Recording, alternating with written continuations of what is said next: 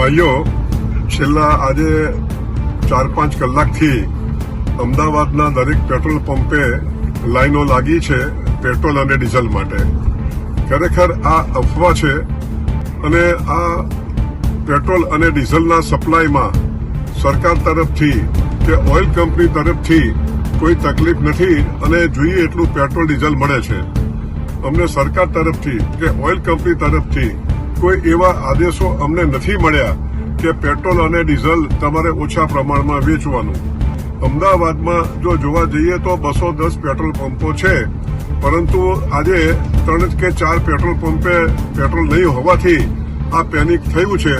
માટે હું પ્રજાને વિનંતી કરું છું કે આવી કોઈ અફવાઓ માનશો નહીં અને આપણે જોઈએ એટલું પેટ્રોલ અને ડીઝલ મળવાનું છે. અને આવું જ્યારે પરિસ્થિતિ હોય ત્યારે આપણે અફવાઓ ન માનીને અને પેનિક ન કરવું જોઈએ. અને અમારા પેટ્રોલ પંપને ના ડીલરોને આપ સાથ અને સહકાર આપો તેવી અમારી નમ્ર વિનંતી છે. આભાર. તમામ નાગરિકોને વિનંતી છે કે કોઈ બી પ્રકારની પેટ્રોલ ડીઝલને લઈને સોશિયલ મીડિયા હોય કે વોટ્સએપના માધ્યમથી કે કોઈ બી ઓફિશિયલ જાણકારી વગર કોઈ બી પ્રકારની આ અફવાઓમાં આવીને ભાગદોડ કરવાની કોઈ બી પ્રકારની જરૂરિયાત નથી.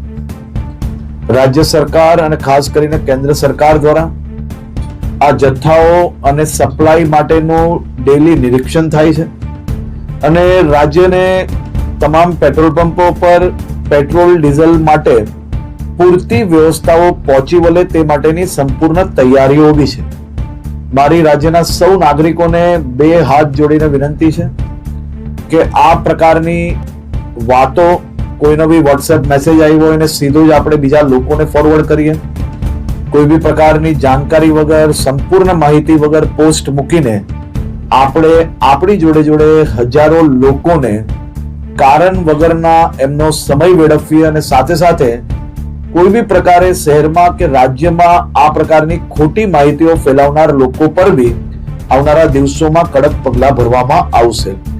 ખાસ કરીને વિનંતી છે કે કોઈ ચિંતા કરવાની આવશ્યકતા નથી. પેટ્રોલ ડીઝલ સંપૂર્ણપણે બધા જ પેટ્રોલ પંપ પર મળી રહે તે માટેની વ્યવસ્થાઓને ખાસ કરીને મુખ્યમંત્રી શ્રી બી દર 2 દિવસે એનો રિવ્યુ લઈ રહ્યા છે અને ભારત સરકારમાંથી બી તમામ મંત્રાલયો આ બધા જ વિષયોમાં રેગ્યુલર રિવ્યુ લઈ રહ્યા છે. આભાર.